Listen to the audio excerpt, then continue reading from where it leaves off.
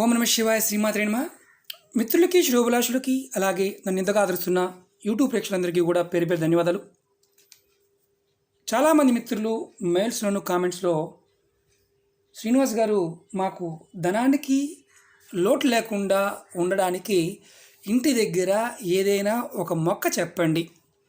తులసి మొక్క ఎలాగో ఉంటుందండి, అలాగే ఇంకా వేరే ఏదైనా మొక్క పెట్టుకుంటే మాకు అదృష్టం కలిసి రావాలి, ధనం కలిసి రావాలి, సుఖ సమృద్ధి సంతోషాలు కలిసి రావాలని చాలామంది మిత్రులు అడగడం జరిగింది. ఈ రోజున వారందరి కోసం ఒక అద్భుతమైన మొక్క, మనం సాక్షాత్తు లక్ష్మీ స్వరూపంగా ఈ మొక్కని దైవశక్తి కలిగిన మొక్కగా మనం చూస్తూ ఉంటాం. ఈ మొక్క పేరు అపరాజిత. సంస్కృతనేమో మనం దీన్ని శంకు పుష్పాలు అంటుంటాం. నేను అంతకుముందు వీడియోల్లో కూడా ఈ మొక్క గురించి చాలా వీడియోల్లో చెప్పడం జరిగింది. మంత్రాల్లోనూ తంత్రాల్లోనూ వశీకరణ విషయంలో కూడా ఈ మొక్కకున్న ప్రాముఖ్యత గురించి నేను అంతకుముందు వీడియోలో చెప్పడం జరిగింది. నా పాత వీడియోలో ఉంటే చూడండి. అది ఎప్పుడు తెచ్చుకోవాలి, ఎలా తెచ్చుకోవాలి, ఏ విధంగా మనం ఆరాధించాలి, ఎలా ఆరాధిస్తే మనకి మంచి ఫలితాలు వస్తాయి అనేది ఈరోజు మీకు పూర్తి వివరణతో చెప్తాను. స్కిప్ చేయకుండా చూడండి. మీరు ఎలా తెచ్చుకుని పెట్టుకుంటే ఫలితాలు వస్తాయో తెలుసుకోండి. అద్భుతమైన ఫలితాలు, ధనానికి లోటు లేకుండా ఉండడానికి ఒక అద్భుతమైన ఇది ఉపయోగకరంగా ఉంటుంది. ఈ మొక్క మనకి గ్రామీణ ప్రాంతాల్లో విరివిరిగా కనిపిస్తుంది, ఎక్కడైనా కనిపిస్తుంది. మాకు దొరకదండి అనుకోమాకండి, మీకు దగ్గర ఉన్న నర్సరీలో అడగండి, ఇస్తారు. ఈ మొక్క తెల్లటి పూలు పూసేది ఉంటుంది, బ్లూ కలర్ పూలు పూసేది ఉంటుంది, కాస్త బ్లాక్ కలర్లో కూడా పూలు పూస్తుంది, మిక్స్డ్ కలర్లో కూడా ఉంటాయి. మొత్తం అంటే నేను చూసింది ఒక 5 రకాల మొక్కలు అంటే పూలు చూశాను. మనకి దగ్గర గ్రామీణ ప్రాంతాల్లో ఎక్కువగా బ్లూ కలర్ కనిపిస్తాయి. తెల్లటిది చాలా శ్రేష్టమైనది, అద్భుతమైన శక్తి కలిగినదిగా తంత్రశాస్త్రంలో చెప్పడం జరిగింది. దీన్ని శ్వేత అపరాజిత అంటారు. అపరాజిత అంటే పరాజయం లేకుండా చేయగలిగే శక్తి కలిగిన మొక్క కానీ అర్థం. ఈ మనం ఇప్పుడు తెలుసుకుందాం. ఎప్పుడు తెచ్చుకోవాలి, ఎలా తెచ్చుకోవాలి, ఎలా ఆరాధించాలి. మిత్రులారా, మీకు ఈ వీడియో నచ్చినట్లయితే లైక్ చేయండి, అలాగే నా ఛానల్ సబ్స్క్రైబ్ చేసుకోండి, గంట సింబల్ యాక్టివేట్ చేసుకోండి, 10 మంది మిత్రులకి షేర్ చేయండి. మీకు నేను పూలు కూడా చూపిద్దాం అనుకున్నాను. నాకు వానలు పడుతున్నాయి, బయట వానగా ఉంది, అలాగే డిస్టర్బెన్స్గా ఉంది కాబట్టి కొమ్మని తీసుకొచ్చి మీకు చూపిస్తున్నాను. అద్భుతమైన మొక్కల్లో ఆయుర్వేద పరంగా కూడా ఈ అపరాజిత, ఈ శంకు పుష్పానికి, ఈ చెట్టుకి చాలా శక్తులు ఉన్నాయి. మన ఇంట్లో పెట్టుకుని పూజించడం వల్ల అద్భుతమైన ఫలితాలు వస్తాయి. ఈ మొక్క సాక్షాత్తు భగవంతుడి స్వరూపం. కొన్ని మొక్కలు మన ఇంటికి పెట్టుకోవడం వల్ల అదృష్టం కలిసి వస్తుంది, చెప్పుకున్నాం కదా అంతకుముందు కూడా. ఈ మొక్క పెట్టుకోవడం వల్ల కలిగే లాభం ఏంటంటే సుఖ సంపదలు, సంతోషాలు, ధన సంపాదన ఎప్పుడు వస్తుంది, ఎలాంటి సమస్య ఉన్నప్పటికీ కూడా. ఈ మొక్క గురించి మనం ఎలా పెట్టుకోవాలో చెప్తాను. ఈ మొక్కని మీరు ఎప్పుడు తెచ్చుకోవాలి, ముందు మీరు గుర్తుంచుకోండి. ఈ మొక్కను ఎప్పుడైనా సరే ఏ నెల అయినా సరే పుష్యమి నక్షత్రం ఉన్న రోజు తెచ్చుకోవాలి, లేదా సోమవారం కానీ శుక్రవారం నాడు కానీ మీరు ఈ మొక్కని ఇంటికి తెచ్చుకోవాలి నర్సరీ నుంచి. తెచ్చుకున్న తర్వాత మీరు కుండీలో పెట్టుకోండి, లేదంటే ఖాళీ ప్లేస్ ఉందనుకోండి, ఖాళీ ప్లేస్లో పెట్టుకోండి. ఇది చాలా పెద్ద మొక్క అవుతుంది, పెరిగే కొద్ది పెద్ద మొక్క. కుండీలో ఉంటే బోన్సాలాగా కొంచెం పెరుగుతుంది, తక్కువ పూలు వస్తాయి, ఎందుకంటే స్పేస్ అనేది తక్కువ ఉంటుంది కాబట్టి. అలా కాకుండా మీరు ఈ మొక్కని మీ ఇంట్లో తూర్పు వైపున కానీ ఉత్తరం వైపున కానీ ఈ మొక్కని పెట్టుకోవచ్చు, కుండీలో కానీ కిందైనా సరే. పెట్టిన తర్వాత కొంచెం నీళ్లు పోసి మొక్కకి మీరు సాంబ్రాణి ధూపం చూపించండి. సాంబ్రాణి పుల్ల అంటే ధూప్ స్టిక్ కానీ, సాంబ్రాణి పుల్ల కానీ, సాంబ్రాణి అయినా ధూపం చూపించవచ్చు. చూపించి మనస్ఫూర్తిగా కోరుకోండి. ఓ వృక్షరాజమా, ఓ మహాదేవి, ఓ భగవంతుడా, నేను నా సమస్యల నుంచి బయటపడడానికి నేను ఇంటికి తీసుకొచ్చుకున్నాను. నేను మనస్ఫూర్తిగా ప్రతిరోజు కూడా ఆరాధన చేస్తాను అని మనసులో సంకల్పం చెప్పుకోండి. మీరు ఈ మొక్క పెట్టుకున్నారు, పువ్వులు ఎమ్మటే రావు, కొంత టైం పడుతుంది. పువ్వులు వచ్చిన తర్వాత ప్రతిరోజు నీళ్ళు పోయండి, మీరు మొక్క దగ్గర ధూపం చూపించండి.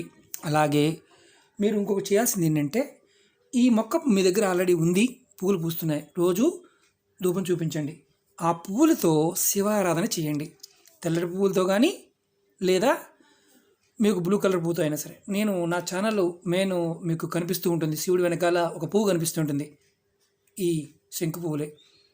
ఎందుకంటే నేను చెప్తున్నాను, ఇది ప్రాక్టికల్గా నా జీవితంలో నేను అనుభవంలోకి తెచ్చినది కూడా మీకు చెప్తున్నాను. అదృష్టం అంటారా, ఖచ్చితంగా ధనానికి లోటు ఉండదు, మీరు అదృష్టవంతులు అయి తీరుతారు. నా జీవితంలో నేను ప్రాక్టికల్గా నేను చూశాను.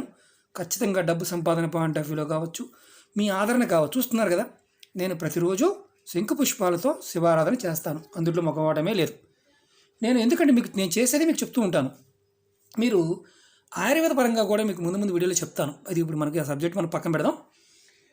ఇది ప్రతి కోరిక శివారాధన చేస్తే మీ ప్రతి కోరిక నెరవేరుతుంది, అందులో డౌటే లేదు.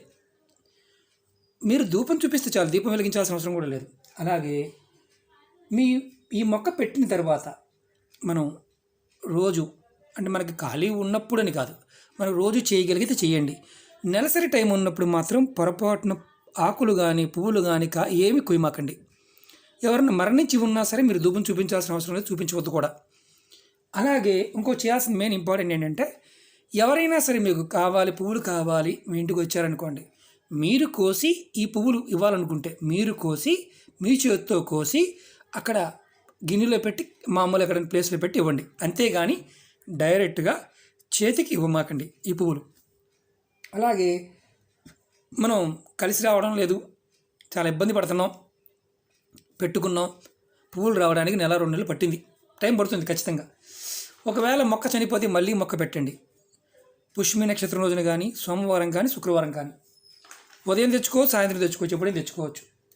మీరు ఇంకోటి ఏంటంటే చాలా ఇంపార్టెంట్, ప్రతిరోజు ఈ మొక్క దగ్గర నిలబడి మీరు లక్ష్మీమాతని మనసులో తలుచుకొని లక్ష్మీ మంత్రాన్ని, అంటే మీకు వీలైతే అష్టోత్తరాన్ని కానీ శతనామావళి కానీ, లేదు నాకు వీలు కాదని నేను చదువుకోలేను, ఓం మహాలక్ష్మి నమః అని కానీ మనసు తలుచుకోండి, మీ కోరిక చెప్పుకోండి.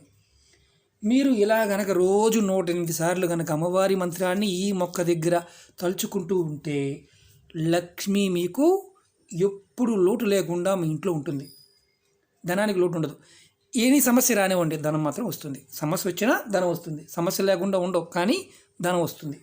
అలాగే ఒకవేళ మాకు ప్రతిరోజు వీలు కాదండి అనేవారు ఎవరైనా సరే, ప్రతి శుక్రవారం కానీ లేదా ప్రతి అమావాస్య రోజున కానీ మీరు కంపల్సరిగా లక్ష్మీమాతకి ఈ మొక్కకి ధూపం చూపించి, మీరు సాంబ్రాణి బల్ల చూపించి పక్కన అలా పెట్టి అమ్మవారు తలుచుకోండి, మీరు అద్భుతాలు చూస్తారు.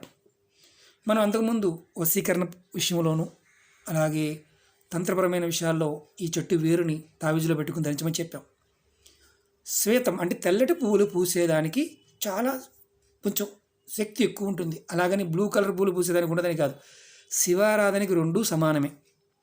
ఈ చెట్లు ఆకులు అవి కాయలు ఎలా ఉంటాయి, మన పెసరకాయలాగా కాదు, రౌండ్గా ఉండవు, పల్చగా ఉంటాయి, గింజలు ఎలా ఉంటాయి చూపిస్తాను మీకు నేను.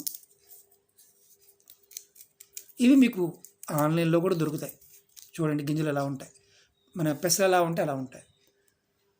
ఇది తెల్లటి పువ్వులు పూసేది, కొంచెం గింజలు కలర్ తక్కువగా ఉంటాయి. కొంచెం బ్లూ కలర్ పూసే గింజలు కొంచెం డార్క్ కలర్లో ఉంటాయి.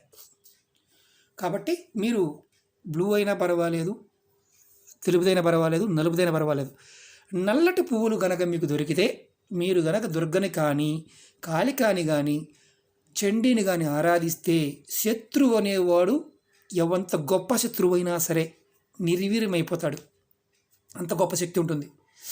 ఆయుర్వేద పరంగా ఈ పువ్వులతో టీ తయారు చేస్తారు ఎన్నో సమస్యలకు ముందు. అంతకుముందు వీడియోలో ఉన్నాయి చూడండి, ముందు కూడా చెప్తాను మీకు. అలాగే ఈ అపరాజిత మొక్క అంటే అంటే సంస్కృత నామం, ఇది భూమి మీద చిన్న మొక్కలు వచ్చేది ఉంటుంది, అది కాదు, మనకి పాకేది కావాలి.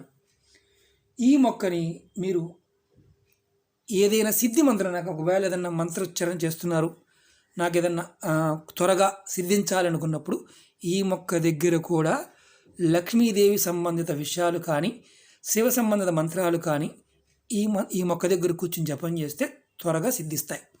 అంత అద్భుతమైన శక్తి ఉంటుంది. ఇంట్లో పెంచుకోవడం వల్ల అద్భుతాలు చూస్తారు. అలాగే చాలామంది మిత్రులు మెయిల్స్లో కామెంట్స్లో అనేక రకాల సమస్యల గురించి అడుగుతున్నారు.